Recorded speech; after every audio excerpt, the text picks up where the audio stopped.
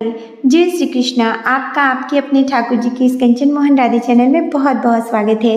देखिए, वैसे तो हम प्रतिदिन ही अपने घर में पूजा पाठ करते हैं, भगवान की सेवा करते हैं और हमारे हिंदू पंचांग में तो हर माह ही बहुत ही खास होता है, किसी न किसी पूजा के लिए विशेष होता है। हमारे जो धर्म की, हमारे सनातन धर्म की ये महानता है कि हम स्पेशल हर महीने में ही होती हैं।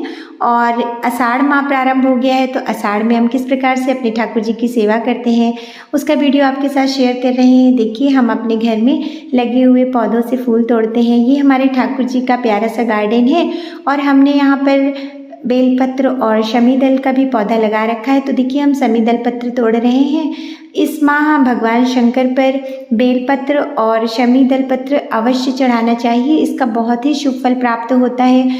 और हम तो सभी जानते हैं कि इस माह भगवान विष्णु अपनी 4 माह की योग निद्रा में चले जाते हैं, तब देवादिदेव महादेव शिव शंकर भोले बाबा ही पूरी सृष्टि का संचालन करते हैं। और देखिए, फूल तोड़ते तोड़ते हमारे घर में प्रातःकाल गौ माता आ गई हैं, तो हम आपको उनके दर्शन भी करा रहे हैं। ये गौ माता प्रतिदिन आती हैं, इनका नाम श्यामा है और ये हमारे ठाकुर जी का घर है, तो श्यामा प्रतिदिन दर्शन देती हैं। ये बहुत ही सौभाग्य की बात है। हम अक्सर श्यामा को भी ठाकुर जी के दर्शन कराते हैं, घर की बनी पहली रोटी अपनी प्यारी गौ माता को खिलाते हैं और गौ माता प्रातः और संध्या दोनों समय हमारे घर में इसी तरह से दर्शन देती हैं। तो आप भी गौ माता के दर्शन कीजिए। और देखिए, अभी हमारे ठाकुर जी शयन कर रहे हैं, तो ये हमारे घर में बाकी जी आए हैं, सेवा लेने के लिए ठाकुर जी आए हैं। और देखिए, इधर हमारी श्री राधा रानी जी और हमारे ठाकुर जी शयन कर रहे हैं। तो देखिए, हम सबसे पहले अपने ठाकुर जी को प्रातःकाल किस प्रकार से उठाते हैं। हमने अपने ठाकुर जी के पास ही एक वाटर फाउंटेन बनाकर लगा रखा है, तो हम सुबह सुबह इसको चला देते हैं। जब इससे पानी गिरने की आवाज़ आती है तो बहुत ही सुंदर लगता है और पूरा वातावरण बहुत ही अच्छा हो जाता है जब इस तरह से जल गिरता है। साथ ही ठाकुर जी के पास में सुगंधित धूप आप जला दीजिए तो बहुत अच्छा अनुभूति होती है। अब हम अपने ठाकुर जी को देखिए उठाने जा रहे हैं। तो लाला हमारे घर सेवा लेने आए हैं, तो हम सबसे पहले लाला को ही उठाते हैं। और ये हमने 3 थाप दी ताली की, उसके बाद घंटी की मधुर की और प्यार से थाप देते हुए अपने ठाकुर जी को हम प्रातःकाल इस प्रकार से उठा रहे हैं। तो देखिए, ये जो आषाढ़ माह होता है ये बहुत ही खास होता है। इसमें भगवान विष्णु की पूजा, भगवान शिव की पूजा की जाती है। साथ ही आषाढ़ माह में गुरु महाराज की पूजा और सूर्यदेव की पूजा का भी बहुत ही विशेष शुभ फल प्राप्त होता है। भगवान की व्रत भी आप इस माह से उठा सकते हैं। तो देखिए, जब हम ठाकुर जी को जल पिलाते हैं तो उसमें सबसे पहले ताज़ा मटकी में रखा हुआ जल और थोड़ी सी तुलसा दल पत्र डालकर हम ठाकुर जी को जल आग्रह करते हैं। इस तरह से हम अपने ठाकुर जी की प्रातःकाल पूजा करते हैं। और देखिए, गुप्त नवरात्र भी इसी आषाढ़ माह में ही पड़ता है। गुप्त नवरात्र शक्ति की उपासना का बहुत ही पवित्र समय होता है। इस समय हम अपनी सभी मनोकामनाओं को पूर्ण करने के लिए माता रानी को प्रसन्न कर सकते हैं। हम सभी जानते हैं कि वर्ष में 4 नवरात्रि आती हैं, 2 गुप्त होती हैं, 2 प्रकट नवरात्रि होती हैं। तो गुप्त नवरात्रि में पूजा माता रानी की गुप्त तरीके से की जाती है। इसका भी वीडियो आगे हम आपके साथ ज़रूर शेयर करेंगे।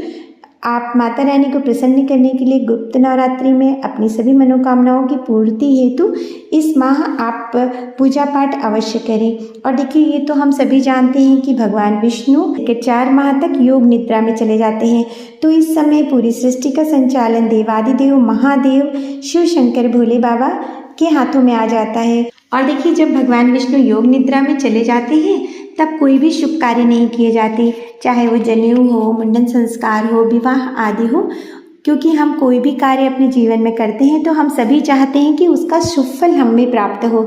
लेकिन जब भगवान विष्णु योग निद्रा में होते हैं तो ऐसे समय में कोई भी शुभ कार्य नहीं करना चाहिए, क्योंकि उसका शुभ फल प्राप्त नहीं होता है। ये आषाढ़ माह की पूर्णिमा को गुरु पूर्णिमा के नाम से जाना जाता है और गुरु पूर्णिमा का तो महत्व हम सभी जानते हैं। आषाढ़ माह में जो पूर्णिमा आती है उसको आषाढ़ी भी कहते हैं। देखिए हमारी तरफ तो आषाढ़ी पर विशेष पूजा होती है जिसमें दाल भर के पराठे या पूड़ी बनते हैं, साथ ही भगवान को इसका विशेष भोग लगाया जाता है। और इस मौसम में आम बहुतायत में होते हैं, तो आमों का भोग भी अपने कुल देवी और कुल देवता को इस दिन अवश्य लगाएं।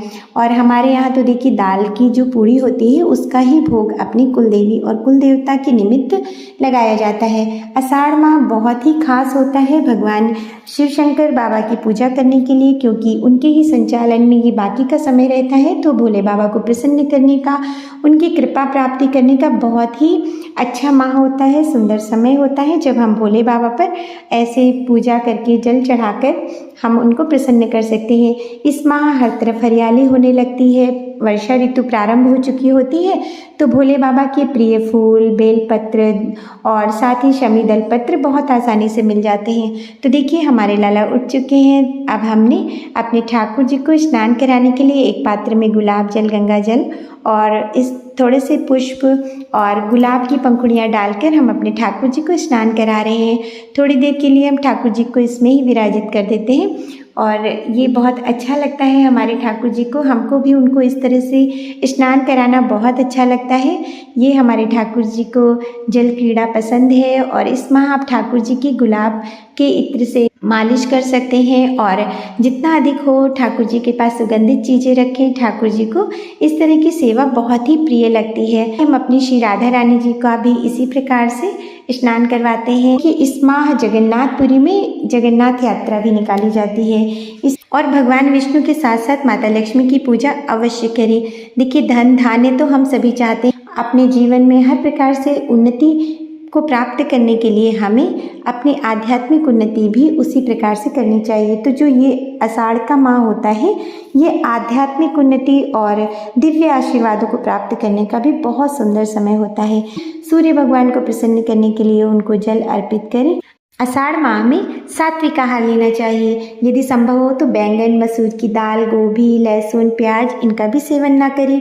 और देखिए इस माह मांसाहार और नशीली वस्तुओं का सेवन तो बिल्कुल भी नहीं करना चाहिए। वैसे तो मांसाहार का सेवन जीवन में कभी भी नहीं करना चाहिए। इस माह में यदि आप जल से भरा हुआ कलश या घड़ा किसी को दान करते हैं, जूते का दान, चप्पल का दान, अन्न दान और ख़ास तौर से छाते का दान, क्योंकि देखिए वर्षा ऋतु चल रही होती है तो ऐसे में सभी को छाते की आवश्यकता पड़ती है। तो आप छाते का दान अवश्य करें, आंवले का दान करें, नमक का दान करें। और देखिए जीवन में हमारे दान का बहुत महत्व होता है।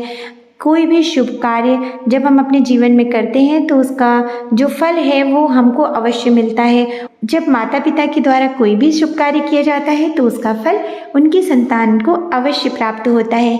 इसलिए भगवान की पूजा के साथ साथ दान पुण्य का बहुत विशेष महत्व है। देखिए इस माह जो नदियाँ होती हैं वो वर्षा ऋतु के कारण बहुत अधिक जल से भर जाती हैं। तो ऐसे में आप अपने घर में ही गंगा जल डाल, जो पवित्र दिन है उनमें आप स्नान अवश्य करें और इस पूरी माह आप भगवान के नामों का जप करें। मैं श्री हरि नारायण भगवान विष्णु से प्रार्थना करती हूँ कि वो आपके जीवन में हर प्रकार से उन्नति दे, आपके जीवन में हर मनोकामना पूर्ण कराएं। और आपको यदि मेरा वीडियो अच्छा लगा हो तो कृपया चैनल को लाइक, शेयर, सब्सक्राइब जरूर कीजिएगा।